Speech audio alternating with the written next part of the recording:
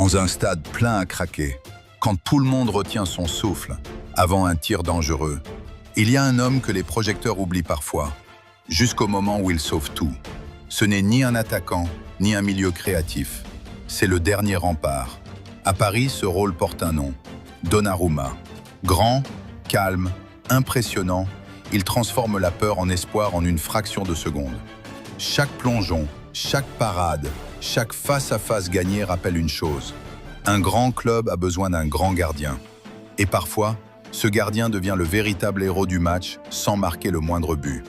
Le parcours de Gianluigi Donnarumma avec le Paris Saint-Germain montre l'importance capitale du gardien dans une équipe ambitieuse.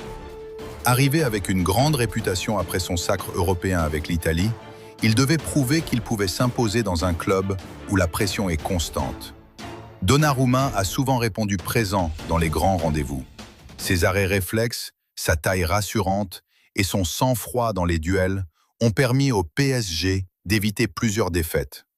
Dans les matchs de Ligue des Champions notamment, il a été décisif à plusieurs reprises. Cependant, tout n'a pas été parfait.